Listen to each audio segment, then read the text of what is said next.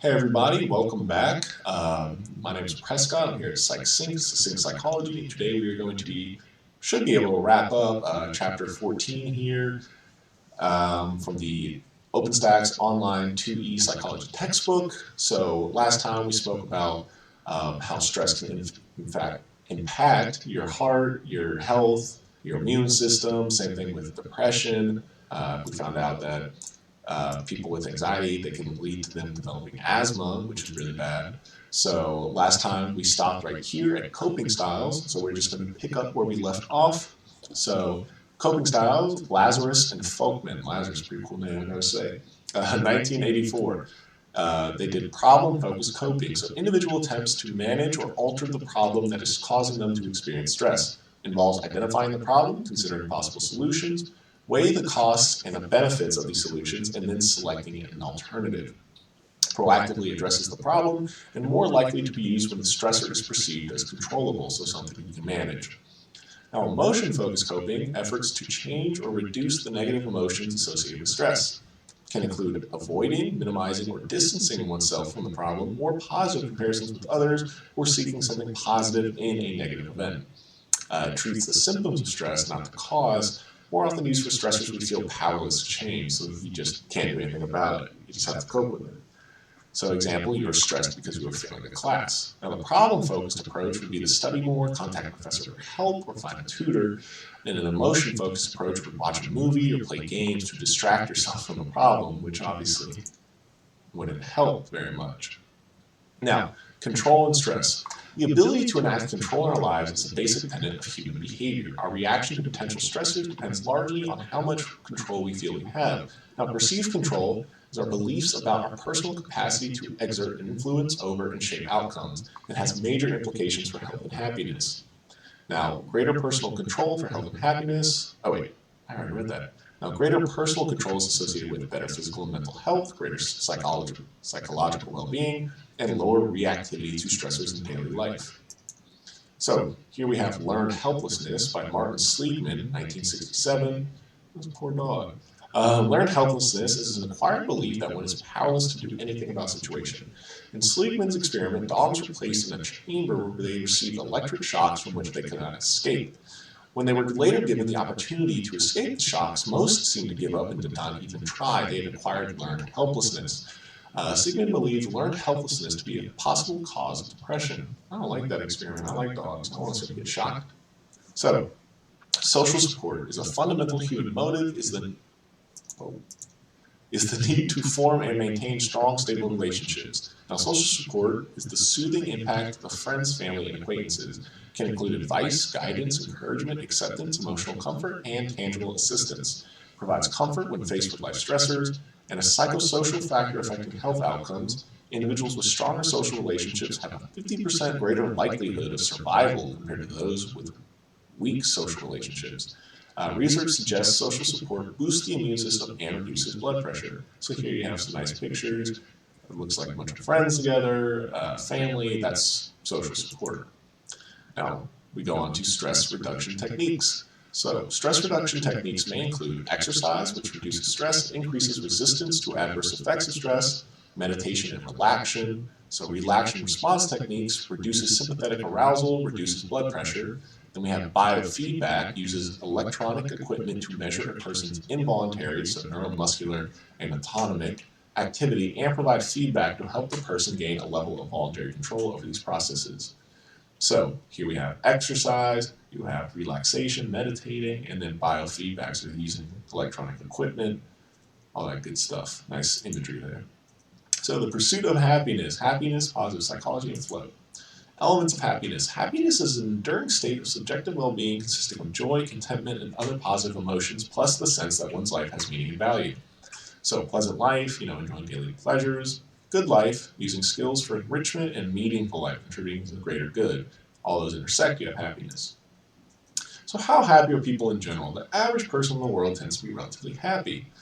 So surveys of residents in over 150 countries indicate that Denmark has the happiest citizens in the world.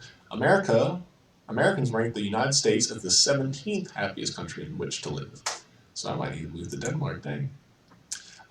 Factors connected to happiness. What factors influence happiness? Age, so life satisfaction usually increases with age. Family and social relationships. Married people report being happier than those that are not. And high equality social relationships and strong social support networks correlate with increased happiness. Now, money, a nation's gross domestic product, GDP, is associated with happiness levels. Wealthy individuals tend to be happier than poor individuals. And happiness increases with income only up to 75%. After that, appreciating returns.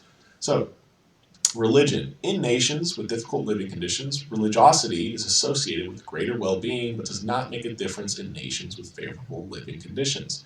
Now, culture, people that possess characteristic values in their culture tend to be happier. So, life events and happiness. People are often poor at predicting the intensity and duration of their future emotions. Events might initially cause an intense surge of emotion, but we eventually adapt to changing emotional circumstances in our lives. Dramatic life events have much less long-lasting impact on happiness than might be expected. So, figure A, long-suffering Chicago Cub fans would no doubt feel elated if their team won a World Series championship. That's going weirdly specific there. In ways that are similar, so figure B, those who play the lottery rightfully think that choosing the correct numbers and winning millions would lead to a surge in happiness. However, the initial burst of elation following such elusive events would most likely erode with time. You wouldn't always be like, oh, remember that time I won the lottery? So, life events and happiness. This graph shows life satisfaction scores several years before and after three significant life events. 0 represents the year the event happened. So, Diener et al., 2006. Despite the idea that life events do not permanently alter people's general levels of happiness, these findings suggest that long-term happiness levels can and do change for some people. So here you can see their life satisfaction as it goes up. So marriage, once they get to the first year, that's when they're happiest. Unemployment, first year, that's when they're least happy. And then death of a spouse, that first year, is when they're also least happy. So it depends on the event and the level of happiness.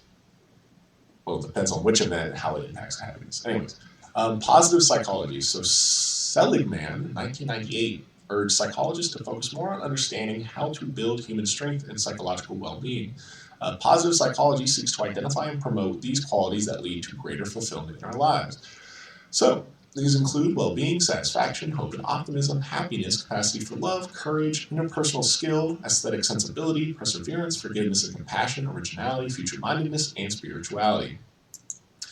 Now, positive affect and optimism, qualities that help promote psychological well-being, are linked with many favorable health outcomes. So positive affect is a pleasurable engagement with the environment, such as happiness, joy, enthusiasm, alertness, and excitement, and it is associated with greater social connectedness, emotional and practical support, adaptive coping efforts, lower depression, and longevity and favorable physiological functioning. So optimism is the general tendency to look on the bright side of things, glass half full kind of guy. So, tendency to expect that good things will happen, tendency to view life stressors and difficulties as temporary and external to oneself, and a significant predictor of positive health outcomes, because if you're generally happier, you're going to be healthier. Now, flow is a particular experience that is so engaging and engrossing that it becomes worth doing for its own sake. So, feeling of losing oneself in an activity, and is a state of effortless concentration and focus. Feels like time passes more quickly than usual. It is usually related to creative endeavors and leisure activities, and is experienced by people who like their job or students who love studying. This typically occurs when people engage in challenging activities that require skills and knowledge they know they possess, and is thought to play a key role in happiness. So once you get into that state of flow, if you do that at your job, you're always in a state of flow, you're probably going to be pretty happy. But anyway, guys, that brings us to a wrap on this chapter. It's a bit longer than normal, but I hope you guys still enjoyed, found it educational and maybe a little bit interesting. But anyways, my name is Prescott. I'm here at Psych Syncs, the Sync Psychology, and that was the Chapter 14, Stress, Lifestyle, and Health chapter from the Psychology 2E online OpenStax textbook. I hope you guys enjoyed, and please leave a comment for any kind of tips and advice we can do to make these videos better for you, and if you have any questions. But anyways, I hope you guys have a great day. Thank you. Bye-bye.